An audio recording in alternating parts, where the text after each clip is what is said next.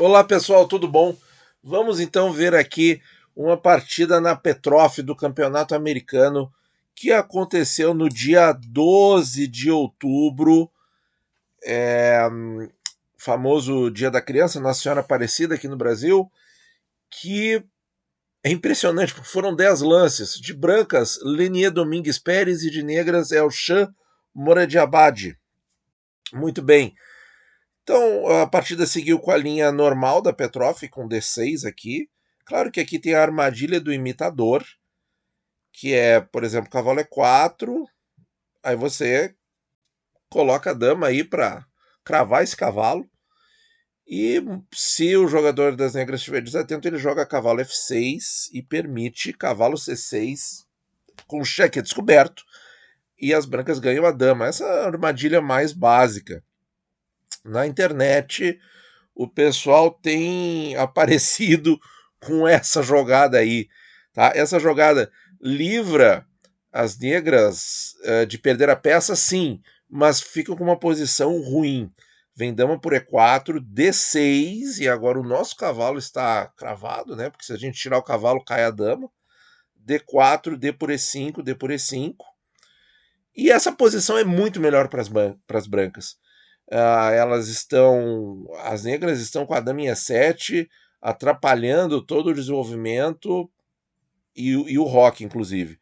Então, por exemplo, pode seguir aqui cavalo C6 e as brancas podem jogar bispo B5 com posição muito melhor estatisticamente, índice de vitória na casa dos 70%, ou podem jogar cavalo C3 também, tá? Então, pessoal, dama E2, tá? Eu tô revisando essas armadilhas, por quê? Porque a partida que vocês vão ver parece uma armadilha também, tá? Então, que outra jogada que as negras podem fazer? As negras podem fazer um F5 aqui, ou D5,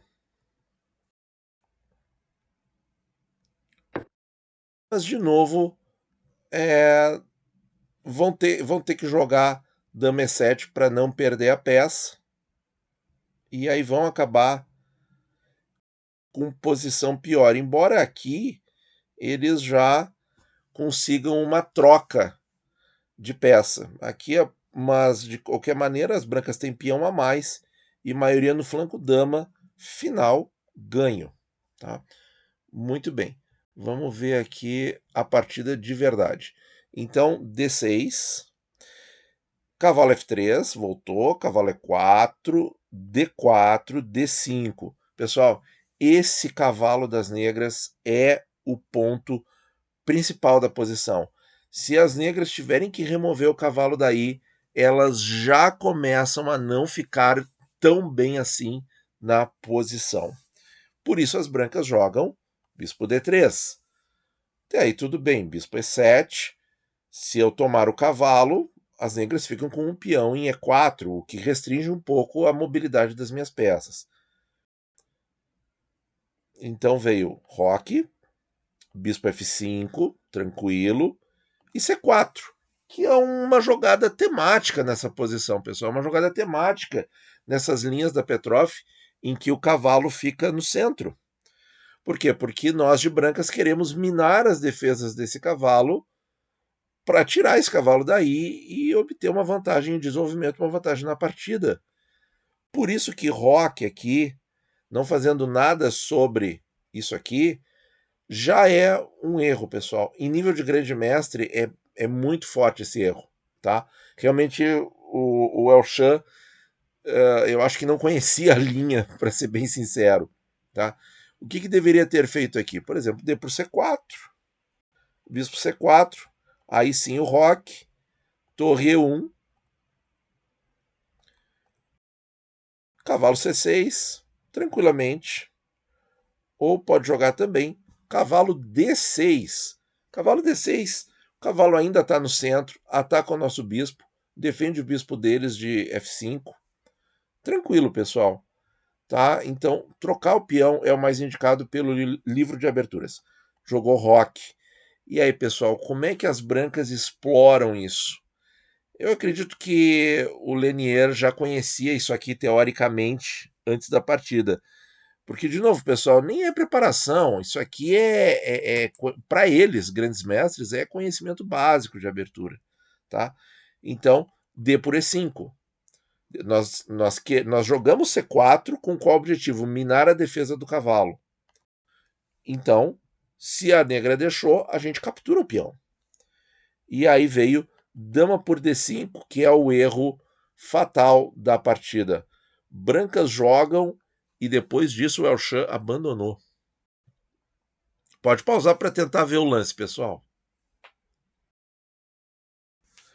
Bispo por E4. E pode parecer estranho, exige um pouco de cálculo aqui. Nós capturamos o bispo, mas as negras não recapturam com o bispo E4? Sim, recapturam, mas aí o que vem? Cavalo C3. Ora, mas cavalo C3 ainda tem a possibilidade de dama C6. Tirou a dama da ameaça. Mas aí a branca captura o bispo. Aqui que vem o cálculo. Ó, já são alguns lances à frente. Ó. Dama por cavalo e torre E1. Esse é o ponto, pessoal. A dama e o bispo negros estão na mesma coluna. E agora a dama tem que ser retirada daqui e o bispo cai. E peça a menos entre grandes mestres nessa fase do jogo é partida perdida. Até porque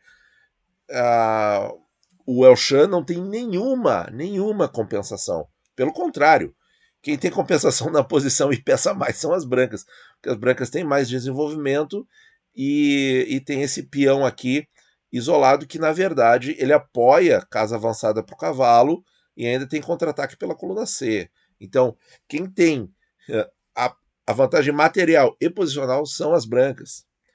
Mas tem algumas possibilidades aqui, pessoal, depois do lance das brancas, e nós vamos mostrar todas elas para vocês. Então a gente viu que de bispo perde para cavalo C3. Tem outra linha aqui também, que é, ao invés de recuar a dama, capturar o cavalo. Captura o cavalo. E aí, pessoal, as brancas capturam a dama.